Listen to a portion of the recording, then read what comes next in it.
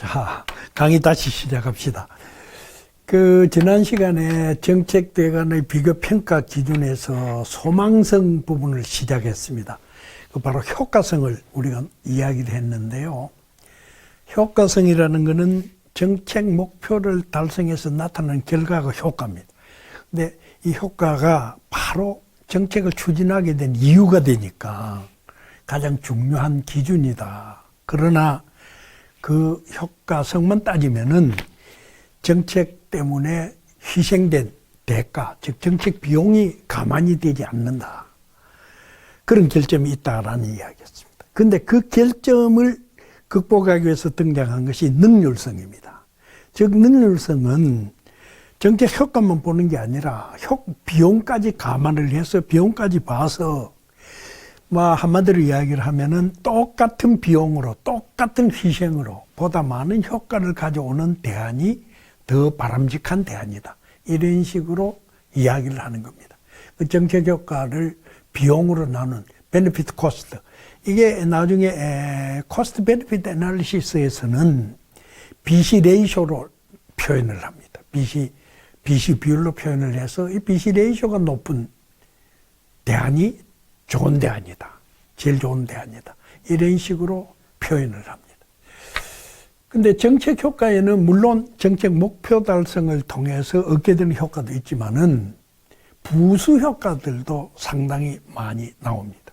그래서 그런 경우는 부수 효과도 포함을 시키는데, 우리가 흔히 저수지 건설을 하다 보면은 그 근처에 물이 쭉 있으면은 공기 중에 습도가 적절하게 유지가 돼서 근처에 있는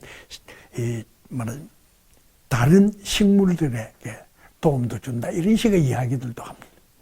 근데 좁은 의미의 정책 비용은 우리가 보통 정책 주체가 지불하는 비용을 좁은 의미로 보통 이야기를 해서 베네핏 코스트 애널리시스에서는 대부분이 이 좁은 의미의 정책 비용을 사용을 합니다. 근데 넓은 의미로 볼 때는 좁은 의미의 정책적 비용에다가 플러스해서 거기에다 또 사회적 다른 부분에서 지불되는 희생들 다 포함을 합니다. 보통 경우는 정책 대상 집단 중에서 이 정책 비용 부담자가 있습니다. 이 비용 부담하는 사람들. 이 사람들의 비용까지도 포함을 해야지 그래야지 올바른 정책 비용이 되는 거 맞습니다. 그런데 동일한 비용으로 가장 많은 효과를 내는 대안을 선택을 하지만은 이게 사실은 넓은 의미의 정책 비용을 감안하지 못하는 경우도 많이 있습니다.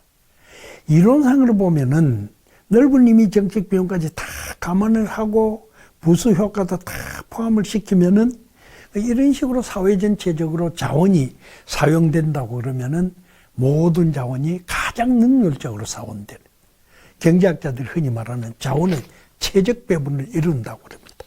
이 경제학자들은 파레토 옵티마를 흔히 이야기를 하는데 이 파레토 옵티마라는 것이 주어진 상태에서 말하자면 사람들이 각각 다른 좋아하는 기준을 갖고 있고 그리고 소위 다른 소득 수준을 갖고 있을 때 소득 수준 전제로 다 하고 모든 걸 전제로 했을 때 자원이 가장 잘 배분되는 상태를 파레토 옵티마라고 이야기합니다. 이 이야기는 좀 어려운 이야기니까 경제학에서 여기서는 생략을 하겠습니다. 그런데 이 능률성 기준도 다른 건 다 좋은데 두 가지 문제가 있습니다. 첫째 하나가 제일 큰 문제입니다. 효과나 비용의 배분 문제를 전혀 고려하지 않습니다. 또 다른 문제는 나중에 이야기가 나옵니다만은 흔히들 넓은 의미의 정책 비용을 감안을 못하고 정책 효과의 부수 효과를 감안을 못해가지고 좁은 의미로만 정책 효과 비용을 감안하기 때문에 그것 때문에 등장하는 문제가 있습니다. 큰 두 문제가 있는데 먼저 배분 문제. 말하자면은 효과나 비용이 어떻게 배분되느냐. 그 문제를 감안을 못해서 그 다음에 등장한 기준이 공평성 또는 형평성이라는 기준입니다.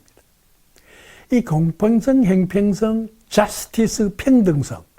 이 다 거의 비슷한 개념으로 사용이 됩니다만은 정확하게 보면 약간씩 다 틀립니다. 다 틀리는 건데 보통 정책 대안을 비교 평가할 때는 정의라든가 평등성이라든가 이런 말보다는 공평성이나 형평성을 주로 많이 이야기를 합니다. 공평성 또는 형평성을 우리가 흔히들 수평적, 수직적 나누어서 이야기를 합니다. 수평적 공평성 그러는 것은 말하자면 수평적으로 봐서 똑같은 것은 동일하게 취급을 해야 공평하다. 동일한 것은 동일하게 취급해야 된다. 투표권을 모든 사람이 같이 갖는다. 고속도로를 같이 이용을 하면 통행료 똑같이 낸다. 국립공원 이용해서 똑같이 낸다. 사용자 부담 원칙에 따라. 이런 것들이 수평적 공평성이라고 이야기를 하는 겁니다. 수직적 공평성은 다른 겁니다. 다른 것을 다르게 취급하는 겁니다. 그래야 공평하다. 이 수직적 공평성이 바로 우리 정책 대안의 평가 기준으로서 말하는 형평성, 공평성에 사용하는 개념이 바로 이 수직적 공평성입니다. 내용을 보면은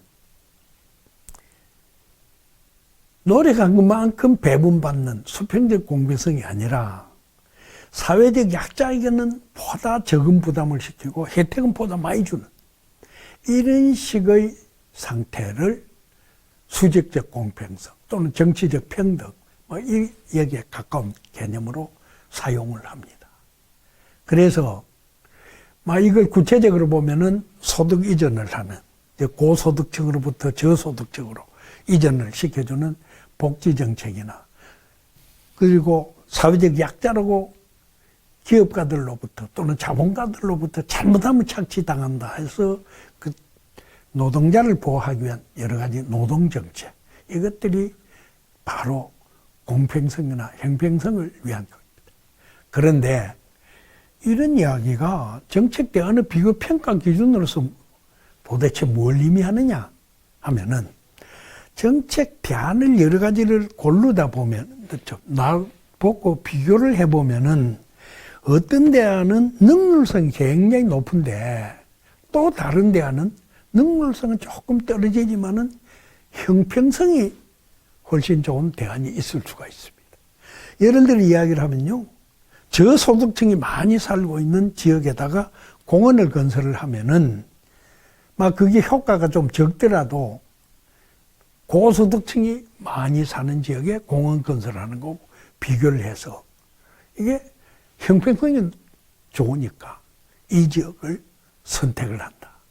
또는 우리 저수지 건설 이야기를 많이 했습니다만 옛날에 그런 이야기 많이 했습니다. 말하자면은 A 지역에 저수지를 건설하면 그 지역의 혜택을 보는 농민들이 아주 부자들이 많다. 농민이 부자 그래봐야 큰 부자는 없습니다만 비교적으로 근데 B 지역은 더 가난한 농민들이 많다. 근데 BC 레이쇼를 보면은 A 지역이 더 높다. 그러나 B 지역이 더 가난한 농민들이 많으니까 B 지역을 선택을 하자. 바로 형평성 때문에 선택을 하자라는 식의 주장입니다.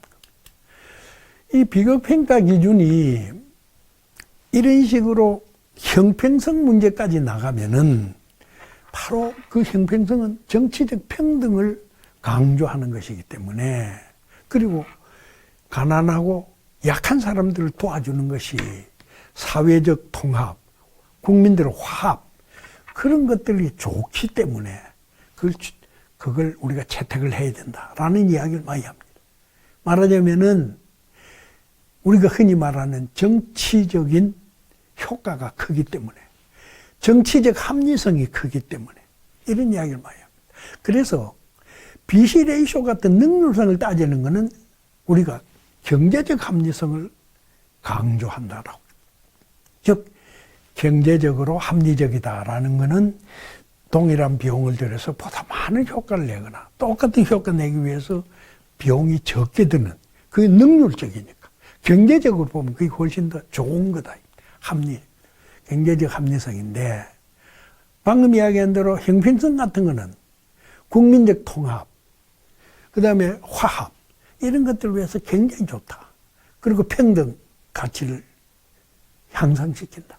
이래서 이런 평등, 국민적 화합 등 정치적 가치를 증가시키는 이런 것을 우리가 경제적 합리성에 대비를 해서 정치적 합리성이라고 이야기를 할 수 있습니다.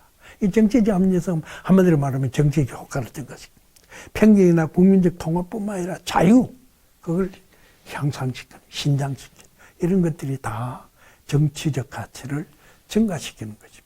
뿐만 아니고 이 정치적 합리성은 정책 과정에서 민주성을 향상을 시키면은 그게 정치적으로 합리적이다라고 표현합니다. 여러분들이 이야기하면 이겁니다. 타협에 의한 정책 결정은 언제나 정치적으로 합리적이다. 이런 이야기를 강조하는 사람들이 있습니다. 무슨 말이냐?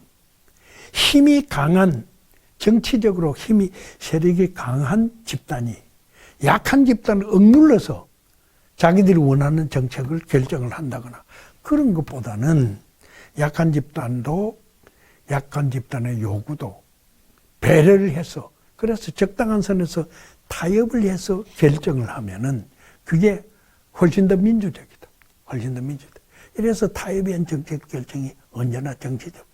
근데 이 말 자체는 반드시 옳은 건 아닙니다. 왜 그러냐? 언제나 정치적으로 하는 말인데 이게 원래 정치 권력이 너무 강한 한쪽 집단이 있고 너무 약한 한쪽 집단이 있을 때 타협을 한다라는 면에서는 그게 약자를 배려한다라는 면에서 좋은데 배려를 한다고 하더라도 전체적으로 봐서 야 너무 지나치게 강자한테 혜택이 가고 약자한테 혜택이 너무 적다라고 하면은 타협에 의해서 결정이 됐더라도 그게 우리가 봐서 굉장히 합리적이다 그렇게 볼 수가 없는 겁니다.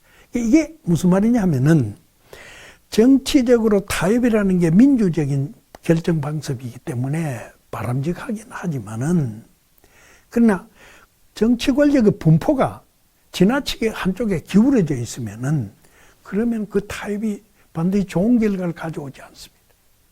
그래서 우리가 흔히들 정치적 실현 가능성하고 정치적 합리성하고는 전혀 다른 이야기다라고 합니다. 정치적 실현 가능성은 힘이 세고 약한 자가 있든지 힘이 비슷한 집단들만이 있든지 어쨌든 간에 서로 타협에 대해서 정치적으로 이거 받아들이자라고 수용하는 것이 정치적 실현 가능성 문제인데 정치적 합리성은 그게 아니라 타협에 의해서 나온 결과 자체가 과연 좀 바람직한 거냐라는 것을 좀 더 따지는 겁니다. 그래서 이 실현 가능성 문제는 바로 우리가 이어서 좀 봐야 됩니다. 아무리 정책 대안이요 굉장히 능률적이다, 그 형평성에도 좋다라고 하더라도 실현 가능성이 없으면은 채택을 못합니다. 다른 말로 바꾸면은 정책의 채택이 정치 세력들이 받아들여 줘야 되는데 받아주는데 그게 안 받아들여진다. 그럼 채택 가능성이 없다. 그럼 실현 가능성이 없다. 거기에다 플러스해서 이게 정치 집단들이 받아들여 주도 집행이 될 수가 없다. 그러면 이게 또 실현 가능성이 없는 겁니다.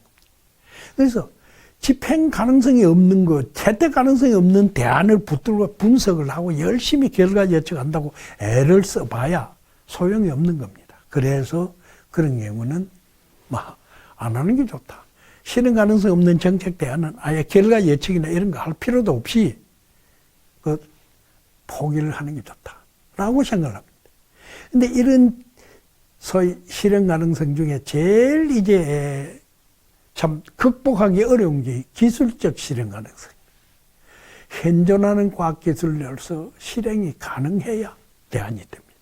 우리가 지난 시간에도 그런 얘기 웃으면서 했습니다만은 교통체증이 너무 심하다.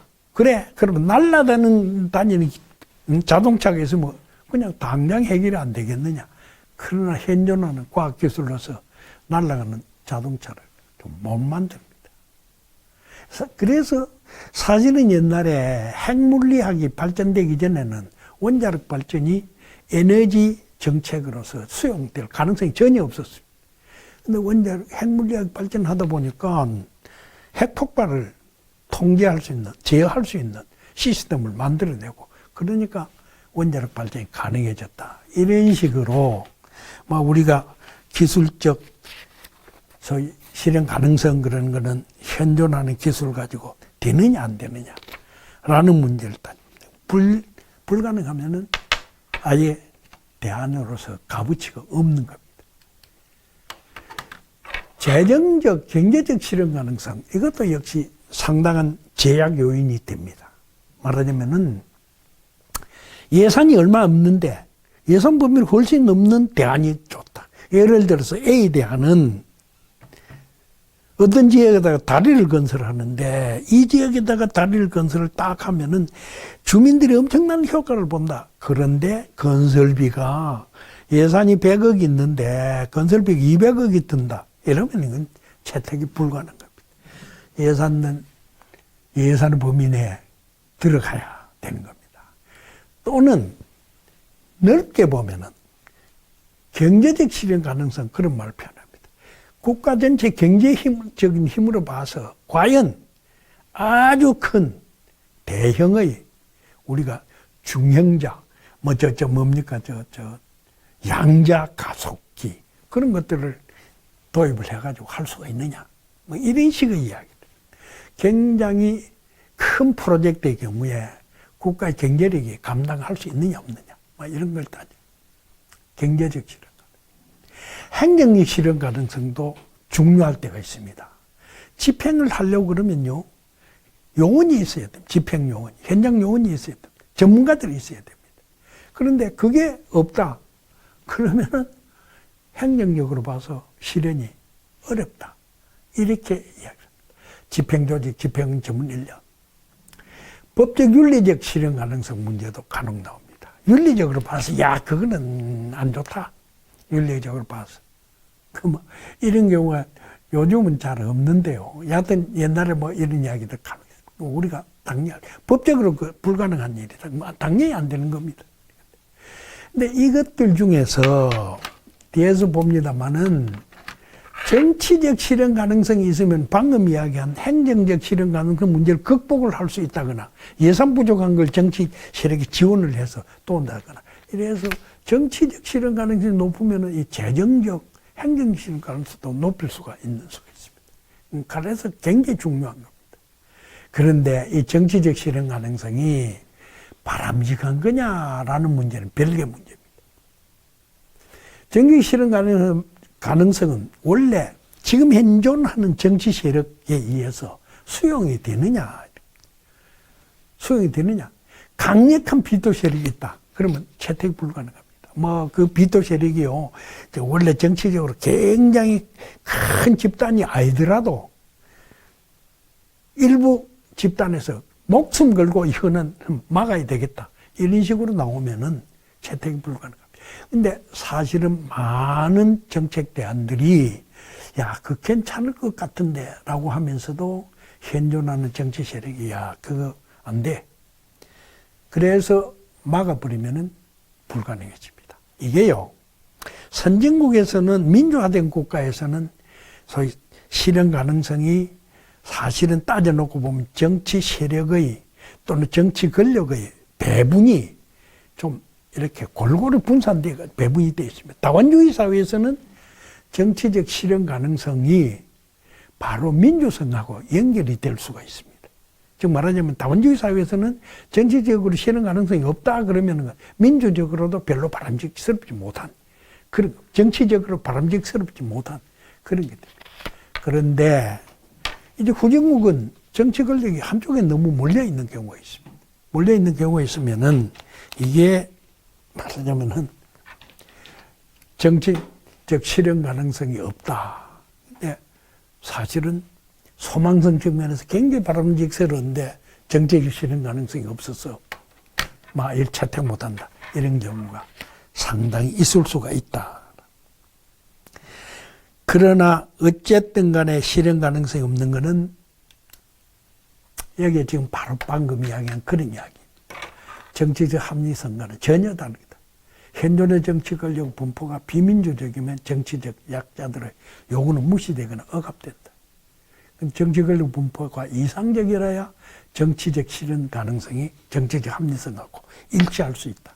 다른 말로 바꾸면은 이 정치학자들이 민주화를 위해서 막 노력을 하는데 그게 정치적 실현 가능성이 합리성하고 일치할 수 있도록 정치 권력 분포를 말하자면 다원화시키고 해서 이런 식으로 하는 것을 막 이상으로 생각을 하고 추진을 하는 겁니다. 자, 그래서 대강 우리가 이제 정책대안의 비교 기준, 평가 기준으로 실현 가능성까지 봤습니다. 그럼 최선의 정책대안은 어떻게 선택하느냐? 아주 쉽게 우리가 생각할 수 있습니다. 실현 불가능한 것, 그거 대안 중에 실현 불가능한 것 제외하시고. 그래 놓고 소망성 판단 기준으로 봐 가장 바람직스러운 대안을 선택을 한다. 당연한 이야기입니다. 근데 문제는 어디 있느냐? 소망성 판단 기준상으로 봐 대립되는 경우가 있다. 아까 이야기한 대로 능률성에서 보면 A 대안이 좋은데 형평성에서 보니까 B 대안이 더 좋더라. 어떡하느냐? 압도적으로 B 대안이 형평성 측면에 좋으면 그건 간단합니다. 뭐 B 대안으로 가자. 근데 A 대안에서 능률성 측면에서 보면 A 대안이 좀 많이 좋고 B 대안은 형평성 측면에서 가보니까 B 대안이 조금 좋고 이랬을 때 과연 어느 걸 선택을 하느냐?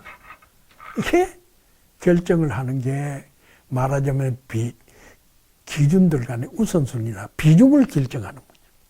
비중을 결정하는데 이거는 가치 판단 문제입니다. 그래서 정책 결정자들이 민주적으로 판단하는 수밖에 없다. 이 말도 아주 애매모호한 이야기고 구체적으로 어떻게 하는 게 민주적이야 라고 물었을 때 말하기가 굉장히 어렵습니다만은 그러나 아주 그냥 원초적으로 이야기를 해서 결정자들이 마음대로 하지 마라. 마음대로 하지 말고 국민들이 원하는 바가 과연 뭐겠느냐라는 것을 심각하게 좀 생각을 하면서 결정을 해야 된다. 그리고 많은 사람들에게 물어보고 그 사람들의 의견을 들어보고 하는 방식. 원초적인 이야기밖에 안 됩니다만은 그런 식의 이야기라도 독단적으로 하는 것보다 훨씬 낫다 이겁니다. 자, 이런 식으로 해서 이제 우리가 분석적 결정을 이제 거의 다 끝을 냈는데 이 분석적 결정이 사실은 좋긴 하지만은 한계가 있습니다. 어떤 한계가 있느냐? 분석 논리 기법상 약점이 있습니다. 약점이 있기 때문에 이걸 그대로 실시하기가, 이거를 그대로 추진하기가 힘든 경우가 많습니다. 어떤 약점이냐? 결과 예측에서 치명적인 불확실성 극복 방안 등이 부족하다. 불확실성 어떻게 극복할 거냐?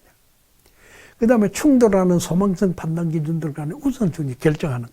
이거 역시 분석적 결정에서는 분석을 가지고는 해결이 안 나는 겁니다. 결정 못하는.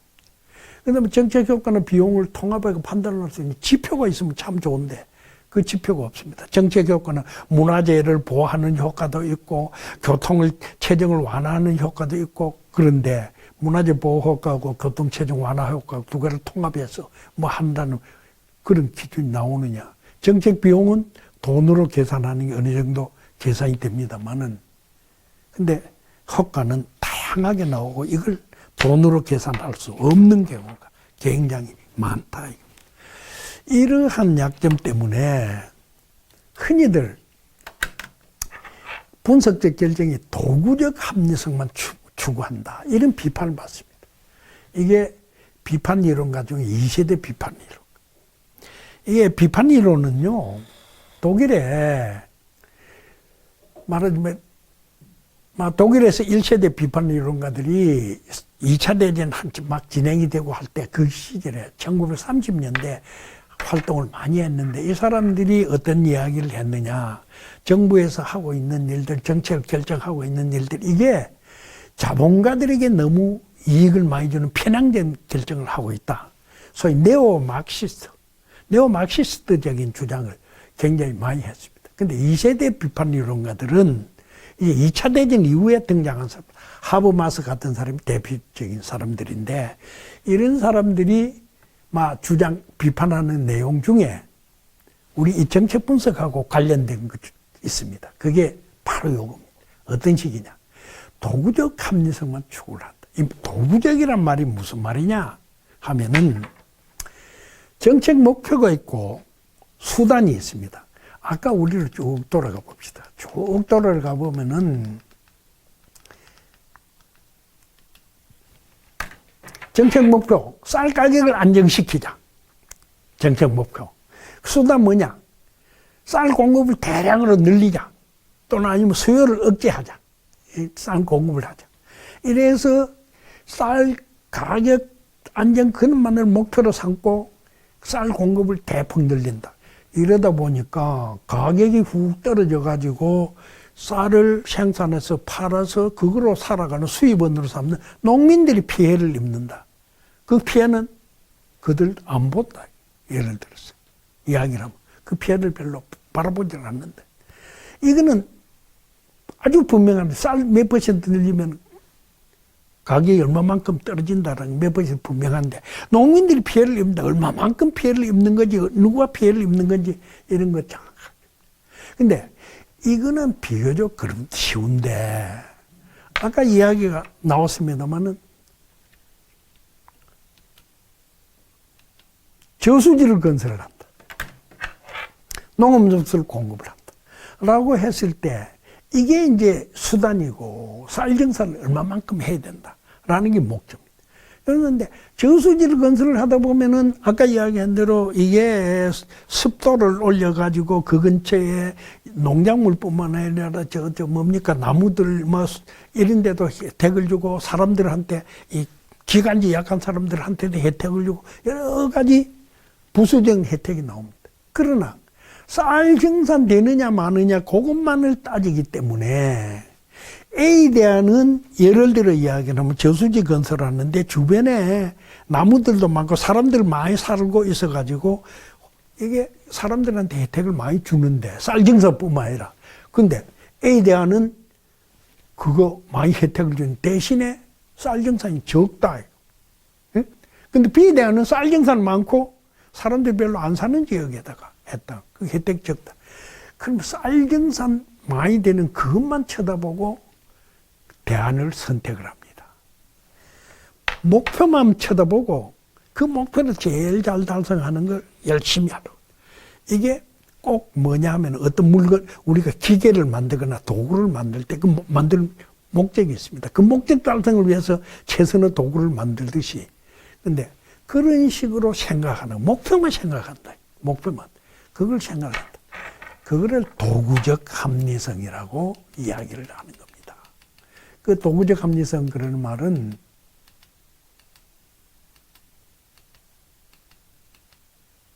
바로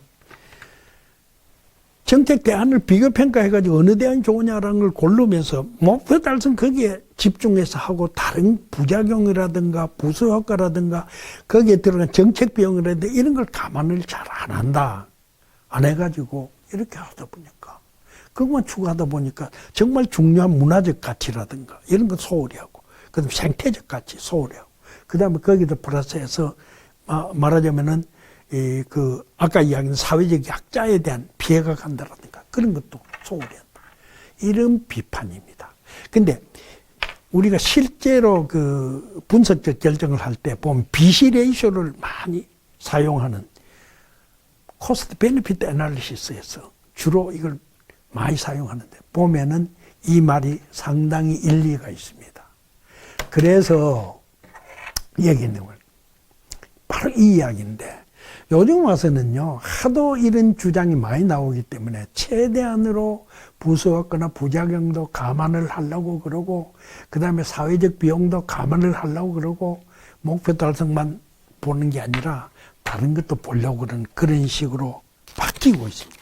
또 많이 바꿔 나왔는데 어쨌든 간에 그래도 이런 식의 비판이 있었다.